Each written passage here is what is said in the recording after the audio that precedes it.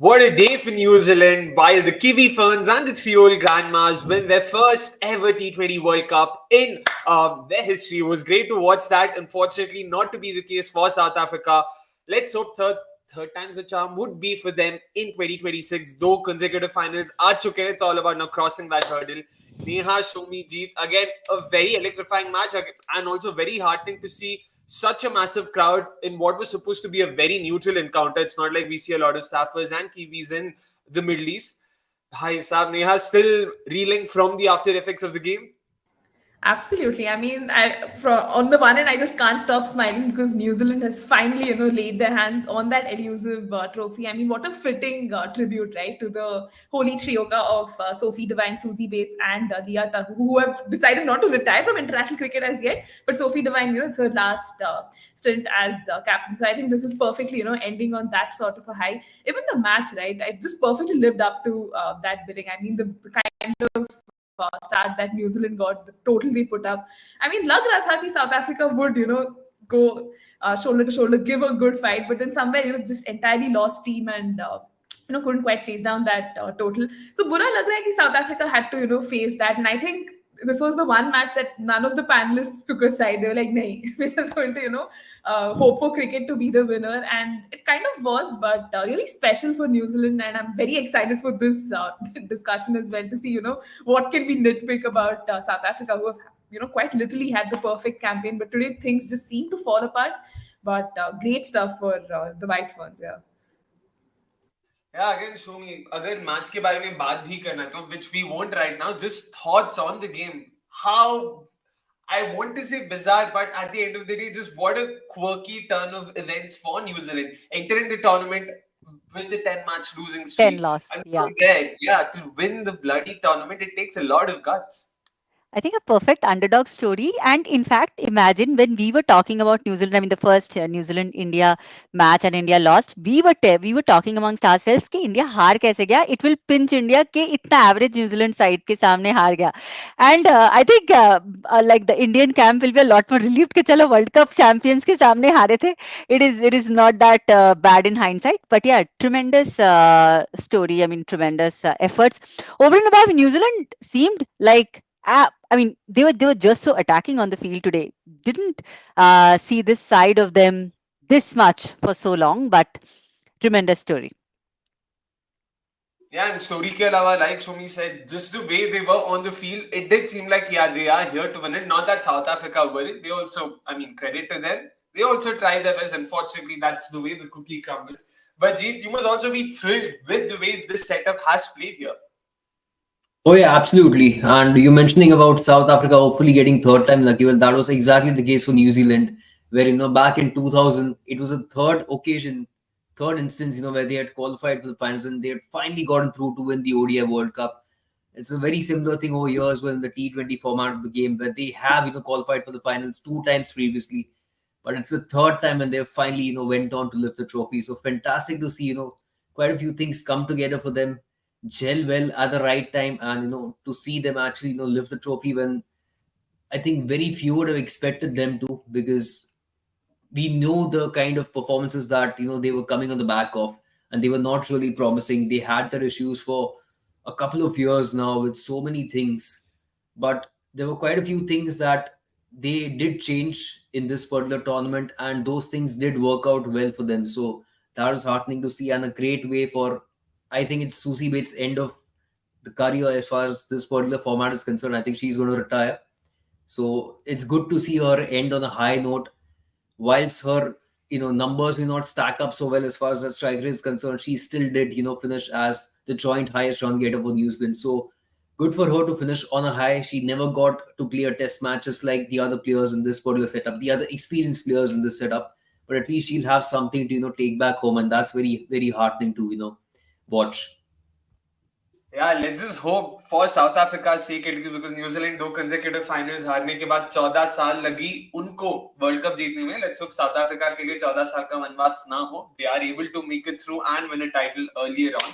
But again, of course, some of their experienced pros are going to be moving on from this format at least. But I'm expecting them to be part of the ODI series that is starting from the 24th of October.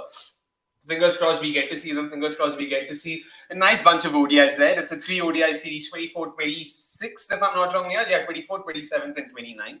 Yep. But again, with New Zealand as well, in terms of their tourney, I was just wondering how, of course, they did a very good job of maximizing their strengths, be it the way they use spin, be it some of their, if I have to go specifically, like we discussed earlier as well, some of their plans, some of their field setups and all of that. Good on them. Where it also helped was the fact that उन्होंने controllables को control किया, uncontrollables also went their favor, and at the end of the day, every team, every title-winning team has been lucky. Make no mistake, this is not by any means, a reflection of the side. But at least it was heartening to see वो जो मतलब बोलते हैं कि एक romantic arc चाहिए. West Indies took care of England in the final league stage game. South Africa took care of Australia in the semi-final, which pretty much paved the way for New Zealand to enter the final without a lot of resistance. So good on them. And of course, who can forget the way they began the tournament against supposed favorites India. So yeah, they did control what was in their hands, and thankfully Destiny also ensured कि बस एक title तो दे देते इनको. Before we go further, let's have the match summary out. कहाँ पे है match summary? There we go. South Africa won the toss, opted to bowl first. Both teams got to do what they wanted to. New Zealand always would have wanted to bat first, which is what they did against West Indies as well. South Africa, coming off a fantastic chase against Australia, would have backed their batters to come good yet again. Batted first New Zealand, Susie Bates, like always, being the stable anchor that she is. 31 ball, 32 for her. But for the longest time, it seemed like this innings was probably going to end at that 120, 130, at this 140 run mark, क्योंकि कोई मार नहीं रहा था वहां पे, and that's where Brooke Halliday came into the picture. A solid knock from her, broke the shackles with a couple of boundaries first, and then later on really took it from there. And of course, for South Africa, there wasn't really much with the ball. Were all over the place in the latter half of the first innings. Started off very strongly, Marizan Ka, Ayabonga Khaka, but after that, once Nadine Leclerc, Chloe Tryon, and Malaba also to some extent came in, it never really was the same. There were a couple of misfeeds, a lot of boundaries conceded importantly, and you could see a few dropping shoulders in by the 18th, 19th over itself. It almost seemed like New Zealand got in a few too many. 158, chasing 159, which could have been the highest ever run chase in a World Cup final, wasn't to be the case. Like we discussed earlier, Laura Tasman got off to a solid start. Yeah, make no mistake. 51 at the end of the 7th over. It seemed like, boss, chances are abhi bhi yahan se kahin bhi match ja sakta hai, but once Tasman Brits hold out a Fran Jonas delivery too long gone, things started, falling very quickly for them. It was Annika Bosch who couldn't do much. Then Sunil Marizan Cup trying to heave a ball well outside the off stump on the leg side, got out. And once Laura was dismissed, it almost seemed like was the last nail in the coffin. Amelia Kerr, top run scorer, highest run scorer, and also the highest wicket taker why highest run scorer, highest wicket taker? Top batter, top bowler in the final. Let me put it that way. So rightfully was a player of the tournament as well. And here once again, kya performance yaar. Jeet, हम बात करते हैं about Amelia Kerr. She is someone New Zealand will be relying upon. But a performance like this at the final is a dream come true for her. Yeah, it shows the kind of talent and class she has already got at such an early age. And I think that is the reason why, even Sophie Devine knows that it's probably time for her to move on and, give the mantle, give the baton and pass it to Amelia Kerr, who seems like a very, very capable individual. I've watched her, lead her domestic side, and she has been fantastic with her domestic side as well. That went on to win the Women's Super Smash the last time around. She was really impressive back then as well. So it's probably the right time. And I think even Sophie Devine, recognizes that. So it's, great to see that. And even the headspace that she is in currently is fantastic because she's been delivering in all the facets of the game. And she's a very calm individual at her age, for somebody who's just 23, 24 years old, the kind of maturity she shows, it's outstanding. Something very similar to even Laura Woolward, who's just 25. So it's great, the kind of performances that she has put in.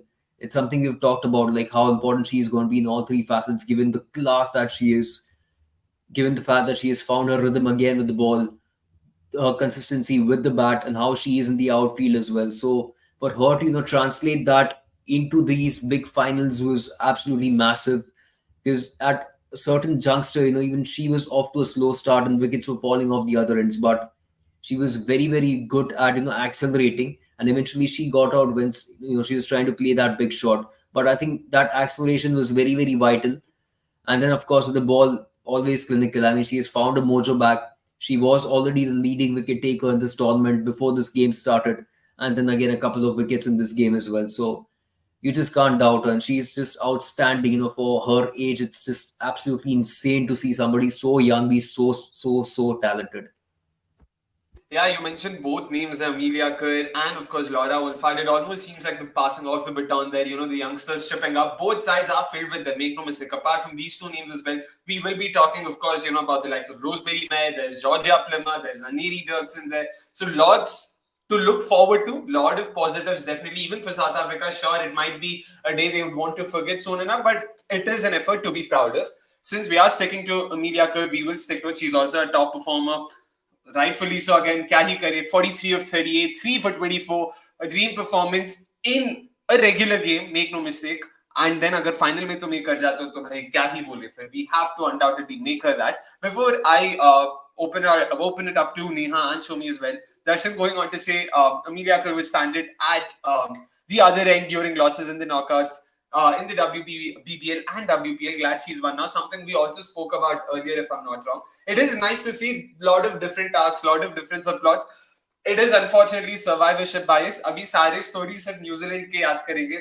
South Africa unfortunately हार गया तो उनकी कहानियां सुनने को नहीं मिलेगी. There are equally, I wouldn't say entertaining, but morale boosting stories coming from there as well. Lot of heartening stories, lot of players who've had to fight odds to be at where they are. So hopefully a performance like this will inspire them to do wonders for their country going on. Show me Amelia Kerr.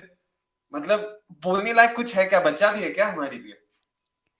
I think overall, पूरे tournament में she has been wonderful, but especially today, that one phase where Brooke Holiday was really going bang, bang, bang. She actually brought New Zealand back into the game after that entire lull that happened in the middle overs. But then once, a couple of times, for example, when Amelia Kerr is well known for initially a little bit of anchoring of the innings, but today New Zealand was so explosive. Right in the first ball, she hit a 4. So she kind of probably, I mean, they probably all of them had a role to play and a well-defined role to play in the batting unit today. And I think she briefed that completely, nailed that brief. Sorry. Then, of course, again coming back in the later overs when Brooke Holiday just had broken the shackles, but then it was again Amelia Kerr who had picked it up from there and took that flourish up in the later part, which actually became the difference in between the two sides. So very crucial at very crucial points of time she has contributed. Even with the ball, she picked up Laura Wolfhard, she picked up Bosch, and then of course the later one more wicket as well. So yeah, over and above. Just the impact that she has created, it's not just some runs and some wickets getting here and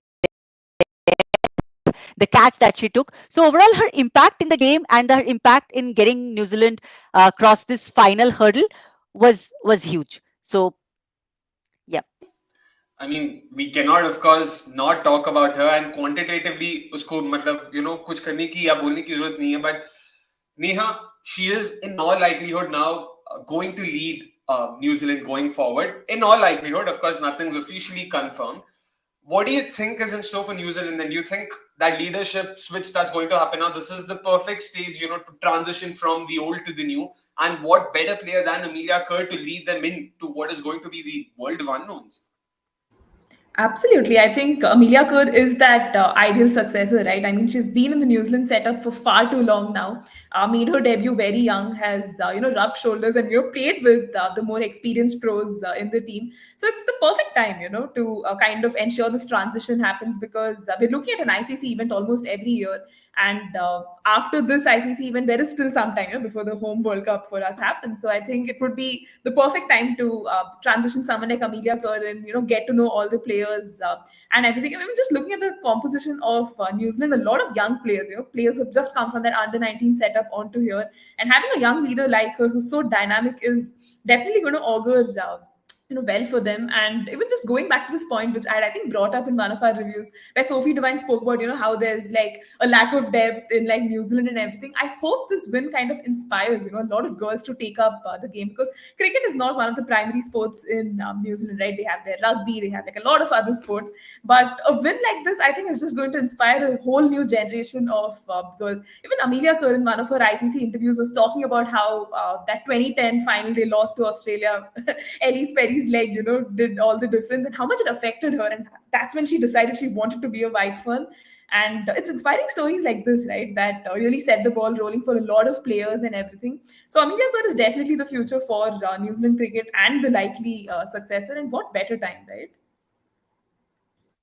Yeah, completely true. That what better time for New Zealand and Amelia Kerr as well to herald them and see how it takes them forward, at least, because we've heard of a lot of these conversations at least coming around from New Zealand is the fact that there is a dearth of talent. There's probably also a lack of interest in the sport. So performances and wins like these is what will act as a catalyst, hopefully going forward.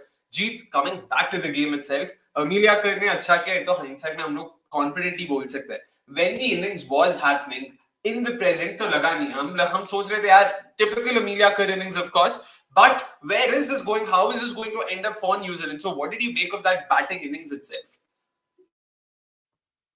I think it was fantastic. Even overall, I mean, if you look at it phase wise, I think it was stellar because again they were trying to capitalize upon the power play to begin with. And then I think they didn't have a boundary that was scored for a stretch of 6 or 7 overs, and the comms were constantly talking about it.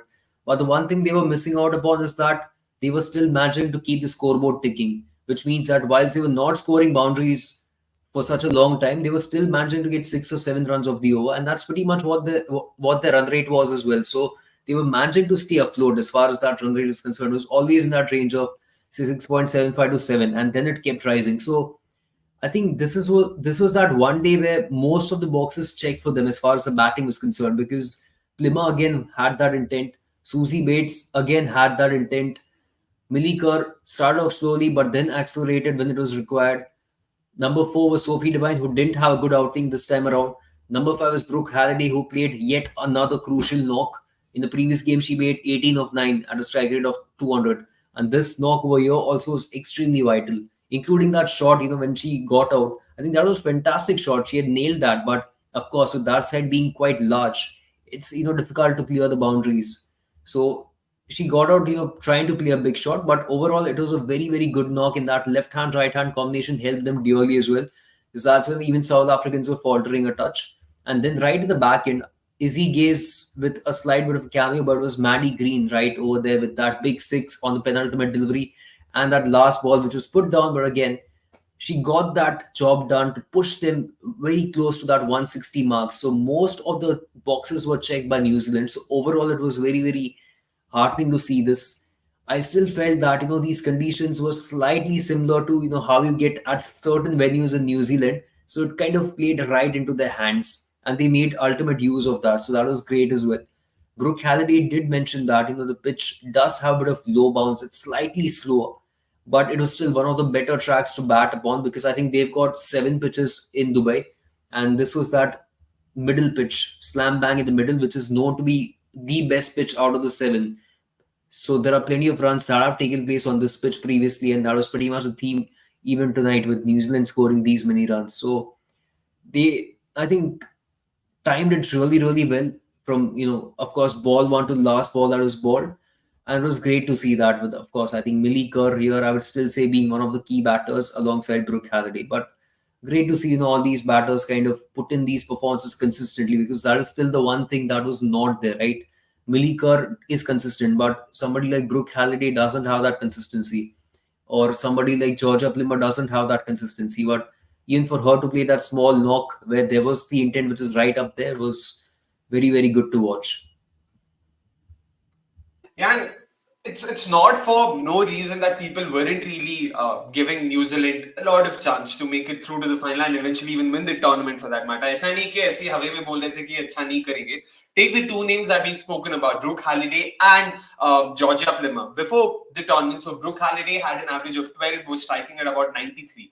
not numbers, I mean, not particularly flattering numbers. Same was the case with Georgia Plymouth. An average of 10, 11 strike rate, strike rate less than 100, made you wonder, ki boss, they don't have too many attacking options. Sophie Devine, who's supposed to be that most attacking option, hasn't been in the greatest recent form. तो क्या हो रहा है वहां पे? But again, all's well that ends well. The fact that they were able to pull through that, like even when Susie Bates was talking about the whole effort from the side, from the setup itself, post the match in one of those impromptu greetings, she was talking about had to go through a lot of dark phases in the recent past because they weren't able to buy a win. And on top of that, there was naturally going to be a lot of self-doubt creeping in. People started questioning them. There were a lot of questions being raised within the setup. Ki, chal kya raha, boss? Will we be able to pull this off? Will we be able to even compete in the tournament as effectively as we have before? And from a phase like that to be able to come and win is great, is absolutely great. But Neha, again, batting ka to humne bol diya. It was pretty much like a tale of two halves or probably three trimesters. I don't know, sorry, what the word for that is. But the reason I bring that up is Paple acha gaya. Uske baad there was that 6-7 over lull. I wouldn't say lull because boundaries nahi the, but it seemed like South Africa was slowly crawling their way back into the game. And then you saw that final 6-7 overs where New Zealand were able to score about 50-60 runs, which pretty much took them to that 159 run mark. How did you make, what did you make of that innings from a South Africa POV? Because they not they not finished that great, and because of which you think that momentum loss did not really help them in the second innings? Wait, here we're talking about South Africa's bowling. Yes. Huh. So, I mean, just looking at South Africa's bowling, I think they started really well. I mean, they were able to, kind of restrict New Zealand, keep them under pressure throughout. But somewhere they just entirely lost plot, especially, those last few overs where New Zealand just seemed, very committed and focused to get that total of 140 and 150. And somewhere, I don't know, maybe South Africa would also look back at their decision to, win the toss and bowl first. Matlab, just looking at the total that New Zealand got first, right? They might kind of even regret that. But even Marizan Cup, right? I mean, she was able to, swing the ball in and cause some trouble. But then she couldn't get any wickets, which kind of did cause them. I mean, Ayabonga Khaka did get that wicket. And although, she's being brilliant from the other end, the wicket tally doesn't really say that. But then somewhere it just did not really click for them. And they were letting partnerships just flourish, especially the partnership that Amelia Kerr and Brooke Halliday kind of, weave together. That was very crucial. They just need to stick it out there, tire the South African bowlers, and that's pretty much what happened. So South Africa will look back at this, bowling performance, and probably they'll feel, we let go of a lot of opportunities, and even the margin by which they lost is what, just 32 runs, right? So that is definitely going to come back to haunt them, and yeah, that definitely was not the most ideal bowling effort. Soumi, you wanted to add? Yeah, I think I have a completely different perspective of the South African bowling. For me, it felt like, they, as soon as their spearheads in Cup and Khaka got hit right in the beginning, they got hit for 4 boundaries in their first 2 overs. I think they got a little bit on the back foot, and we saw that, there were changes in their apparent decisions. Like Cup usually goes for 3 right up there, but she went for 2. They were giving in a lot of pace, which, of course, Georgia Plymouth was able to pick up nicely, and as a result of which actually helped them, get that powerful start right in the power play. And then, if anybody deserves any kind of mention, I would say the left-arm orthodoxes that were brought into. I think they made certain amount of difference. Malaba, especially the way she mixed up her pace in terms of the bowling, she picked up a wicket. She did also go for a few runs, but at the same time, she made a little bit of difference. Uh, and then, what I felt is where South Africa kind of lost the plot was again in that middle overs where New Zealand was slowing down. Now, New Zealand, we know they have had struggles in their middle overs in the past, and at that point of time, it felt like maybe, was it only a power play blitz by New Zealand, and it's not really going anywhere. And they were actually slowing down there. But what also helped them, apart from really taking those singles and doubles, what also helped them were the number of extras South Africa bowled in that phase. They actually gave New Zealand away a lot of, extra runs there, which kind of helped them keep that run rate up to a 6 or 7. and it kept on. I mean, it didn't really, that entire pressure didn't really build up, and then it was only a point of time that before that last phase starts, they will again go bang bang bang. So I think, yeah, I mean, South Africa probably was taken a little aback with that kind of intent that New Zealand came out with, and that kind of aggression. So probably, they took a leaf out of how South Africa had actually approached the Australia game. I think that was also somewhere spoken by Ian Bishop in between. But yeah, I think that aggression kind of took them a little aback. The aggression might have taken them a little aback there, but again, the reason I want to even stress a bit more on South Africa is the fact that personally, I felt that South Africa lost the game in the first innings and not the second. Sure, there was a lot of pressure, the chase wasn't going to be easy, but yeah, their batters did not really, contribute much apart from the top two, that is. Jeet, kya laga about the batting effort itself? Like, do you think, if, I mean, I wouldn't say blame, but yeah, if you have to look at it, do you think it was the batting that, did not perform to their potential, or do you think, yeah, they pretty much lost the game in the first innings? I think the game was lost in the first innings itself because, as we have seen in several entertainment shows, you've got the stepping stones, right? Where certain stones are very firm and you have to choose that stone, not the stone that's floating and it's imbalanced. Today, whichever stone South Africa, stepped upon was that floating one which had no balance. So they found the wrong stone every time, right from the get go. So it started very poorly, in my opinion, where there were quite a few extras. Marzan Cup started with a no ball, and then there was another no ball from Nadine de Klerk, which was the back foot no ball, and then the third no ball that came from Marzan Cap, which was again the back foot no ball. I think she got the rough end of the stick at Marzan Cap because both were very, very marginal calls, and they could have easily gone in Cap's favor, which didn't. So that was slightly unfortunate on her part, but I think the bowling was quite wayward from them. And it was not just the bowling here. I mean, if you look at some of their ground fielding, some of the catching, the wicket keeping, everything was haywire. And they found that wrong night to, make these mistakes, costly mistakes everywhere on the field in that first inning. So it didn't really pan out. I mean, somebody like Malaba also was erring on lengths. Chloe Chan is somebody who's known to err on lengths, lines, quite a few wides, 15 extras in total, a few drop catches right till the end, that last ball as well. So many of these things that led to New Zealand ending up with a score that, in my opinion, was at least 15 more than what South Africa would have ideally preferred to chase. Even that would have been more in hindsight, but around that 145, 142 to 145 mark is something that South Africa would have still been comfortable with, knowing that it is still their bowling that is their strength.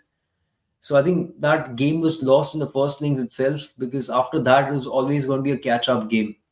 So whilst both the teams got to do what they wanted, and South Africa, of course, had done the same thing against Australia, but I don't think Kamit the big finals whether that was the correct call or not. But then again, that's a very hindsight thing because you could easily say that. So I think batting there was not a lot to expect from, although they were off to an absolutely cracking start. There were a lot of hopes, right? And when Laura Boulevard was on a roll, I think it was pretty much in balance. The game was hanging in balance. And I even thought that South Africa marginally ahead of New Zealand at one stage. And then Brits got out, then Bosch came in, and then that was a critical phase. It was a phase of probably just 12 to 13 balls, but that was a huge phase because that followed Brits' wicket. And that phase was a complete slowdown from Aneka Bosch. Aneka Bosch absolutely struggling to, even find a single run. There were too many dots that were involved, and then that got to Laura Woolward, who was clearly getting frustrated standing at the non-striker's end. And the first ball she, finally managed to get strike, she was gone trying to play a big shot. So they were constantly collapsing like a pack of cards thereafter. So it was not a lot that you could hope for. And then came the bigger issues where the lack of game time clearly showed. And say Nadine de Klerk was promoted tonight, and you could clearly see that she was scratchy on all the deliveries that she faced. Chloe Chan is somebody that we have talked about, and we are not that big a fan of her in terms of quite a few things, quite a few facets. Anneri Dirksen is still very, very inexperienced, although she has the potential, but it was too much to ask, of her given the kind of equation they had. So yeah, I don't think with the bat there was a lot of hopes once that slowdown took place between Aneka Bosch and Laura Woolward. But I think it was that first innings that proved very, very costly. And the errors that they made in that first innings, I think the game was pretty much done right then and there. Yeah, true, and that was proper class. I mean, classic partnership bowling in front of us because Ria Tahu who bowled that seventh or eighth over, if I'm not wrong, or eighth or ninth over, एक run gap. Clearly, there was a lot of pressure built up. Laura Wolfart had to attack. Amelia Kerr knew कि boss अभी attack करने वाली. Accordingly, floated it up nicely, looped it in, baited her, got her wicket, and it was the same over by Anika Bosch also eventually got out, trying to slog sweep a slow one. What I particularly did not understand was Bosch and Cup's dismissals. Both of them got out trying to heave one to the leg side. Heave one well outside the off stump to the leg side. And this was a chat we had off air where again, we're not trying to criticize them or anything. Final, it's big pressure. It's very easy for me to sit down here in backdoor and talk about it. But I was just, I mean, this is just an observation कि जब offside की field खाली है बाहर. Clearly, there were at least three fielders outside on the leg side. So at most, there would have been one fielder outside the 25-yard circle on the offside. And someone's baiting you by bowling it well outside the off stump. Why do you have to take the bait and try and sweep? Like I was slightly annoyed by it because Carp could have been very crucial to South Africa's chances. Had she stayed there till the end of the innings, she could have potentially even won them the game. For her to get out at that possible time was arguably the final nail in the coffin. I know there was Tryon, Lees, and Aneri Ducks in my favorite, of course, remaining in the heart. But even then, yaar, matlab बहुत ज़्यादा था. And Soumi, sir, you wanted to add something? No, I think, yeah, I mean, exactly. I didn't want to add anyway, but since you Oh, have put me my on bad. spot, I thought it's okay. Yeah, I think a very similar observation that the way this entire thing panned up, the South African bowling, and the way they kept on building up the pressure. I think that kind of led to the entire downfall. okay. Yeah, I Jeet think bhai, you want to add this, right? I'll just add a bit more to it because Anika Bosch is something that we've been observing, right? There's a pattern from the last couple of games where her go-to shot has been the slog sweep. That is where she finds the boundaries, and that is what she keeps going to time and again. We saw that against Bangladesh, and then it worked beautifully against Australia. Tonight, she got a boundary doing the same thing, and then again she went for that. So I think the very first ball as well that she faced against Milligar, there was an LBW appeal. She got away with that on umpire's call. But uske baad again that same thing started. She was trying to slog sweep that. Where it didn't matter what the line of the ball is. It didn't matter whether it was a googly or a wrong one or a flipper. She was hell bent on playing those slog sweeps because she knows that's how she's going to find boundaries. So I think that limited short range, I think, eventually got to her, and that didn't really go well for her. But this also kind of went in a similar fashion to what India faced against Australia, where I think the top three or top four batters were dismissed in the trap that was set for them. So even Tasman Brits had a similar one where she was caught long on. जहाँ पता है कि भाई वो एक fielder है ही, and then you're trying to take on Fran Jonas, trying to clear that long boundary was always going to be a challenge for you. It was always going to be against you to do that. And then the same thing happened with Aneka Bosch as well. The same thing happened to an extent with Marzan Karp as well. The offside field was up, I believe, when Karp went for that particular shot, and the line of the ball was outside the off stump. So trying to fetch it from outside the off stump, it's always going to go against you because either you're going to get top edge or you're going to middle it, but it will still probably carry to the fielders right there station to take the catch. So they found those fielders when they didn't need to. Yeah, completely agree. There, just one of those things happens in the moment you've gone for it and does not work out. Like Jeet, mentioned earlier, just one of those days यहाँ पे जिस भी पत्थर पे पैर रखा वो डुबा ही दिया तुम्हें. So let's hope, right?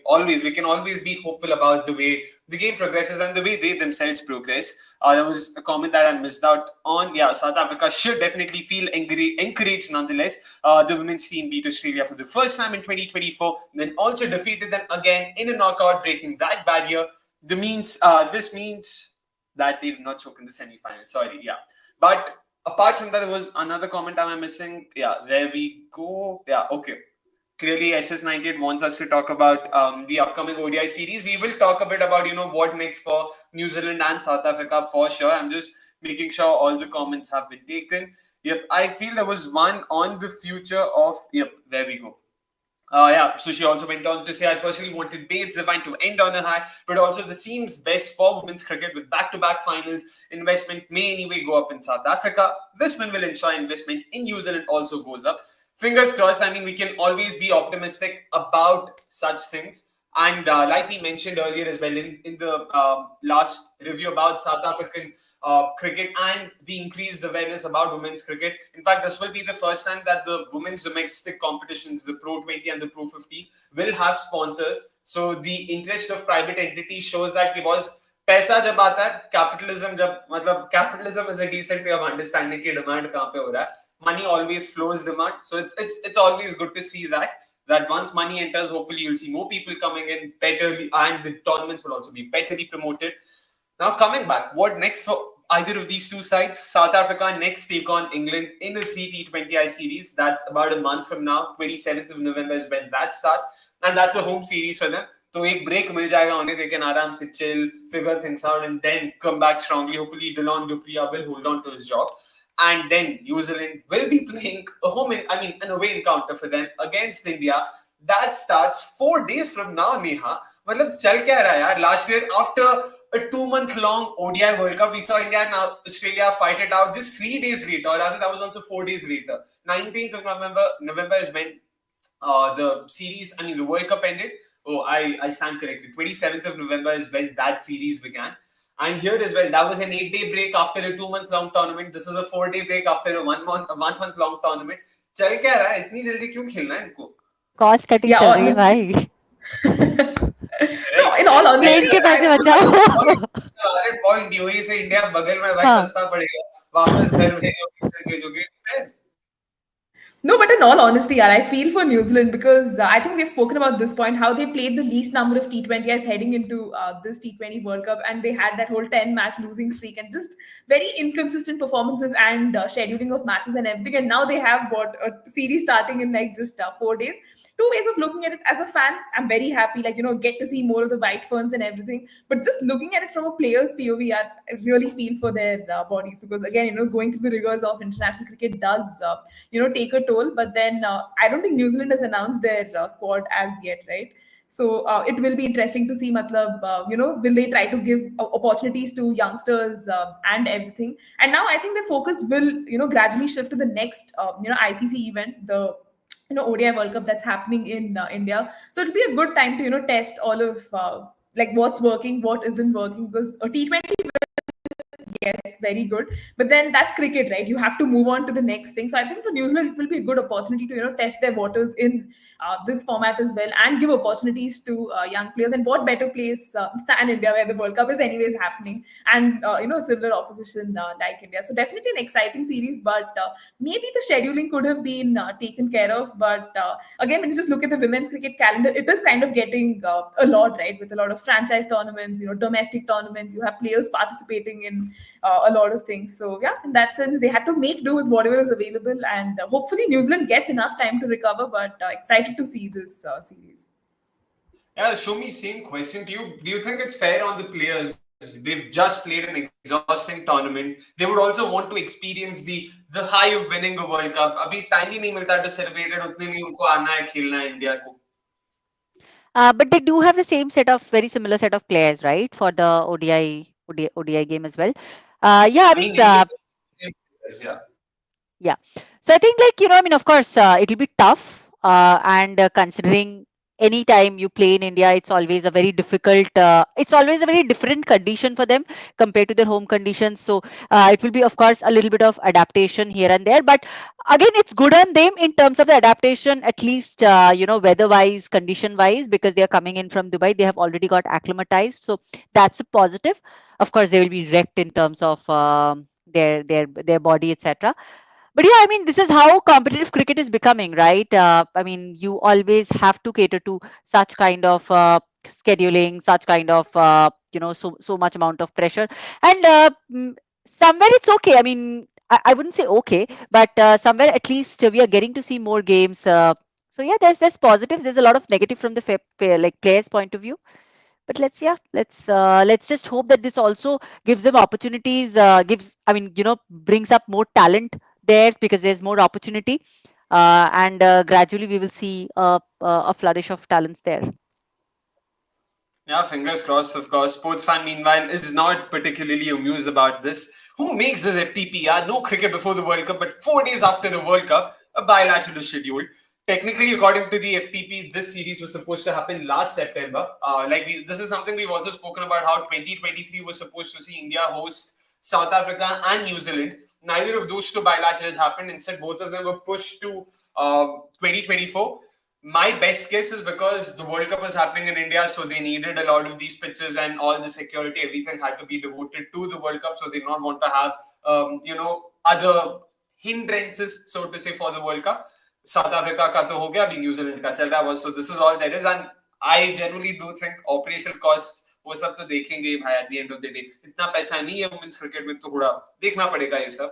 But Jeet, New Zealand sure will be entering the tournament on the high of winning the World Cup. They probably wouldn't even care too much. हार भी गए तो चलेगा बस. At the end of the day, we are the World Cup champions. तुम ले लो IDFC champion बन जाओ, हमें फर्क नहीं पड़ता. Like SS98 said, can't wait for the IDFC one.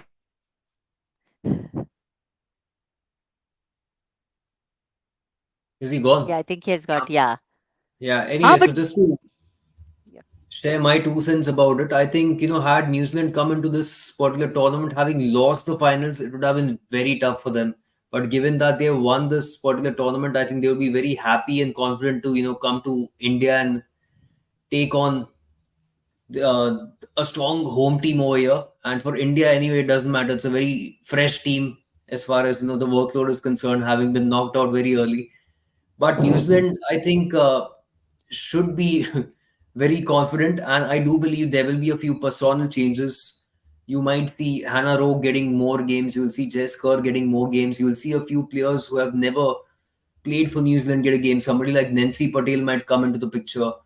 Emma Black, maybe come into the picture. So all these players will be tried out, in my opinion. So it won't be, the same set of players that were playing in this T20 World Cup. A few of them might fly back home and prepare themselves for the HBJ Shield that's going to be starting from November.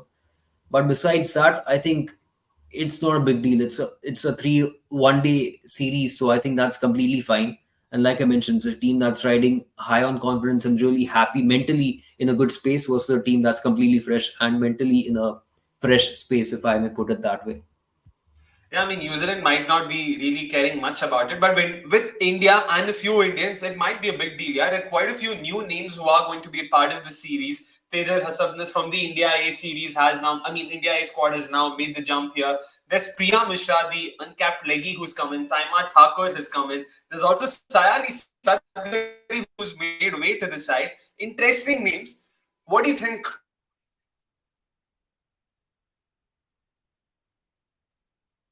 Yeah, I think he's gone If again, anybody Neha. wants to go first. Neha. Yeah, I mean, when the names were announced for this squad, I was definitely very excited. But again, there were a few exclusions like Priya Punya, right? I think the last we saw her was in that series versus South Africa. I mean, did get to see a fair bit of intent, but then again, seeing her dropped clearly shows, the Indian management is hell-bent on, giving new opportunities. And again, not a lot of transparency with the selections there. But again, nice to see some faces from that India A tour to, I think, Australia, top performers getting rewarded and making their way in. I'm not sure how the playing 11 will stack up. And I think there was just so much conversation about, Harmanpreet Kaur being dropped from captaincy and everything. But all of that was quietened as soon as, the squad was announced. Hopefully, India has lost this T20 World Cup. It's, bygones. But I hope the next focus is on the home World Cup that's happening here. They're able to cover a lot of bases.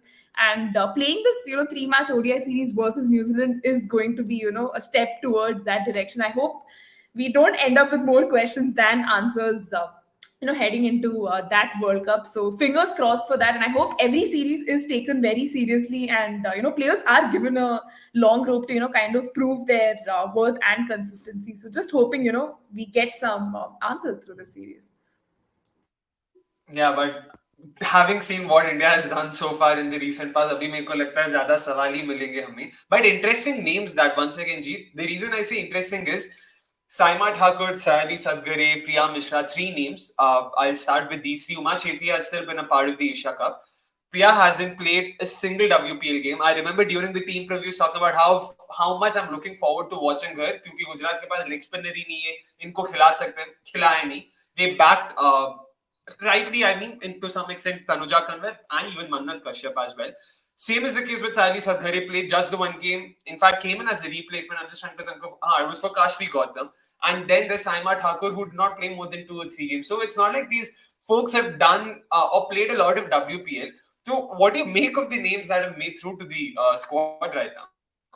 Yeah, pata nahi, there is an element of randomness when it comes to selections. At least I can understand somebody like Priya Mishra getting a chance because she had a splendid tour to Australia against the A side. So, and anyway, India needs a wrist spinner. India needs more options as far as wrist spin department is concerned because Poonam Yadav was there as one of the key figures in the Indian side for a long time, but just like Amanda Jade Wellington, it was not quite potent enough because wave of flight, itna slow ball, and somehow India lost that confidence in backing her. Then I think it was Devika Vaidya who was given a shot, and the same thing that happened with Devika Vaidya. Again, lack of variations, a lot more leg breaks, only a handful of googlies. I mean, you'd probably doubt if she even has that variation. Utne kam the. So India needs those wrist spin options. Asha Shobna again is injured, I believe. So that's where Priya Mishra, gets this chance, and I'm more than happy to see her even get a go in all these 3 games. I don't know whether Hoga ki nahi, that's a different thing, but irrespectively, India needs more options, and that's why I'm more than happy to see Priya Mishra getting added to the side. Besides that, pace attack is where there is more additions because I think Pooja Ostrakar has been rested and she has already had the injury concerns. So Arundhati Reddy continues. Uh, Renuka Singh Thakur continues as well. So now these additions of Saima Thakur, Saili Sadgare, whether they get all games or not, I think very chop and change hone wala. Tita Sadhu has been injured as well. So again, we suddenly find that shortage of pacers. क्योंकि injury concerns इतने आ गए. So what are the next best options that India have got? I think that is where these players have got a chance. So I think that's probably fair enough. I mean, can't look too much into it because you need to have these options ready as well as a backup in case all your frontline bowlers get injured, like the way it has been off late. So that's probably fine. And the other addition over here just being Tejal Hasabnis in the batting department precisely. So again, decent addition, middle order batter. She has done decently in the domestics as well. But yeah, I don't know. I mean, I would have still looked to add a couple of other names, but I don't know. The thought process that the selectors have got probably varies a lot more than from what I've got. But it's okay. I mean, it's their thought process, so I can't quite argue with that. Ultimately, they have to call the shots. And again, because we don't even know the reason behind this, ऐसा नहीं कि उन्होंने जवाब दिए कि यार this is why we're going with these names. So even we can't directly fault them for something we don't even know exactly. So इसीलिए let's see how it goes. Let's see who gets those caps. It's one thing to be a part of the squad. It's another thing to actually be handed a cap. So I want to see. But Priya Mishra is someone I would definitely be looking forward to watching a lot more of. बहुत मतलब जितना visuals videos देखने को मिला था. I really thought there's a lot to work with there, and there's something that India can also be looking forward to. Devika Vaidya, it's a I want to say blast from a past, but 12 महीने पहले India के लिए खेली है. It's sad, like the way WPL itself has panned out. She was one of the most expensive domestic buys in the inaugural season, going for a crore plus 1.4, if I remember correctly. From there to being unsold in the second season, and now to be nowhere near the Indian T20 setup. Let's hope she also comes back. क्योंकि वो एक leg spinning all rounder. In fact, she was more of a batting all rounder. Like India backed her as a batter more than the leggy that she was. So it could add for a lot more flexibility to the side if someone like her can also make her way back into the side sooner or later based on good performances, of course. So देखते हैं वहाँ पे क्या होता है. Last couple of questions before we wrap this up. Janvi asking, Jeet, क्या है भाई? You did not seem to be too thrilled with Ben Sawyer. To be honest, I was also with you on that. Does this World Cup change that? No, I've never said that I've been against Ben Sawyer. It's just that the performances have not been good, and that doesn't change, right? The numbers don't change. The performances leading up to the World Cup were pretty bad. But even then, I'd mentioned during the World Cup that all I've heard about Ben Sawyer from those that have worked with him are only good things. So there must be something that we may not be aware of. Is the exact thing I'd said back then as well. So for it to this time having actually translated, and that's what I'm thinking that there are quite a few things that did turnaround. They did tweak them, and that's why I call it as fate. Because had Bernardine Bezuidenhout not retired, Georgia Plymouth would have continued to bat in the middle order, something that I was against for a long time. But because Bernardine retired, of course, Georgia Plymouth was the only option that they could have gone to because Kate Anderson was not being looked at as the other option, or koi hai hi nahi. So Georgia Plymouth was finally opening where she had started and where she had succeeded in domestics is where she was again finally doing the job where she is comfortable with. Secondly, I was again during the preview I mentioned about Jess Kerr as well. Why it's probably better off for them to go ahead with Rosemary Mayer over Jess Kerr. And again, there was that twist of fate. In that first game, Fran Jonas got that. She had lacerations on her right arm, I believe. So it was the non bowling arm where she had lacerations and quite a few stitches that she had got. So she was unavailable for the first match. So only because of that, Rosemary Mayer played and she took a 4-4. And that 4-4 sealed her spot in the area. So it meant that Fran Jonas came in Jess Kerr's place. So everything went as if it was destined to happen, but it was in sync with what I wanted very, from the very beginning. So, these are small, small things, but I mean, if it's destined to happen, it's going to happen. And that's the exact thing that has happened and panned out for New Zealand. But I'm happy that they've, stuck with some of these things. It took them quite a few, permutations and combinations to finally figure out something that I've been talking about. But it's good to see, these things being implemented and for them to work, is a big plus, in my opinion. It's the reverse of how we used to write our engineering exam papers यार. वहाँ पे step के भी marks मिलते थे तो हम लोग स्टेप्स का सोचते थे कि एंड आंसर भाड़ में जाए, स्टेप्स सही से जाए. यहाँ पे एंड आंसर इनको मिल गया बट स्टेप्स पता नहीं. But who cares? It's the end that matters, and they did arrive at. They stumbled upon it, but they did arrive at it, and they won the trophy. That's all that matters, right? But just to add, I guess it was me who said, यार मेरे को तो बेंसर ज्यादा पसंद नहीं आया था. At least that one season with RCB, they were horrendous tactically. It seemed bizarre. The playing 11 selections were off the मतलब cuff. कुछ समझ नहीं आता क्या चल रहा है. But yeah, happy to stand corrected on that. It's good to see the New Zealand setup have backed him, and he's clearly done wonders for them. Like Jeet mentioned, there's a reason why players love him, and that matters. That matters. Who cares? A wannabe check, cricket viewer like me does not like him. So it's serious. So ठीक है, चलता है boss. Lastly, sportsman, let's just take this comment, last comment, before we wrap our World Cup shows up. Guys, Neetu David got included in the Hall of Fame today. Can you elaborate on her achievements? Anyone want to go? मेरे को तो एक पता है, thanks to Sneha Rana's 8 for 77. She had the best test figures for India. ये मेरे को पता चल गया exactly. But yeah, a slow left armer. Recently, I saw a spell of hers to Lisa Stalekar. I don't know if you guys saw those visuals. It was floating around Twitter. It was great to watch. She was bowling really well. Lisa Stalekar was, not comfortable against her. Anjum Chopra at the slips also dropped a catch, if I'm not wrong. It was innings में at least. But I don't think a lot of us would have seen. हम इतने बुढ़े नहीं हैं. वो 2008 में वो retire हुई थी, तो हम काफी छोटे थे. But anyone still, did any of you catch glimpses of her life? Jeet, Neha, Soumi, any of you? No, not really, So but clear. I mean, her numbers at least speak for herself. She was fantastic for India in the test matches that she played, and even the ODIs. I think she averaged less than 20 in both the formats, and to get, I think, 41 wickets and 141 wickets, like that's too much. I know you're a spinner and your averages generally are better. Even today, if you look at them, then they are generally better. But by O time pe karna is again still a very, very different art. And when other players or players from the other nations praise you, I think that means a lot more, because that is when it shows where you stand, where what pedestal are you on. And she has got all these positive comments and all these accolades being shared by players from other nations. Aussies, were sharing it. A few English commentators also, mentioning about her. So I think that pretty much speaks for herself. I know, she has been in that selection committee and everything, but it shows that she's got enough credentials, enough credits in her band to actually get that and achieve that. So it's fantastic to see her actually get this and get recognized and be in the Hall of Fame. Yep, and she also captained India to their first ever World Cup final. ये याद है, ये भी पढ़ा था बहुत recently. 2005 World Cup final, the one that was in South Africa. She led India to the final. It was India versus Australia in the final.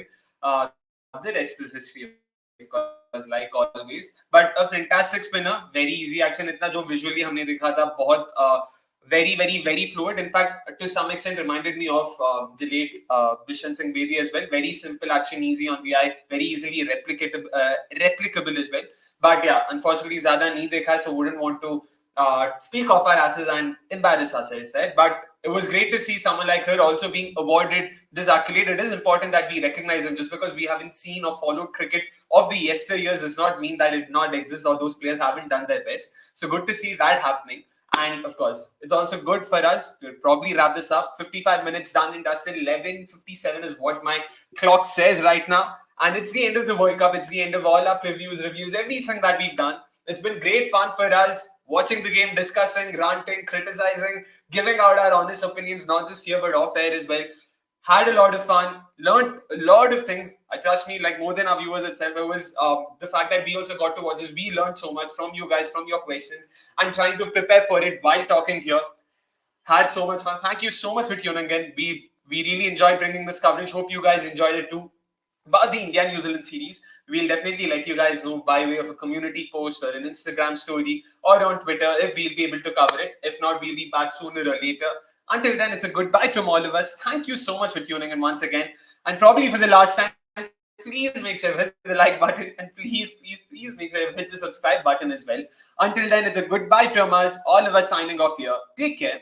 Good night.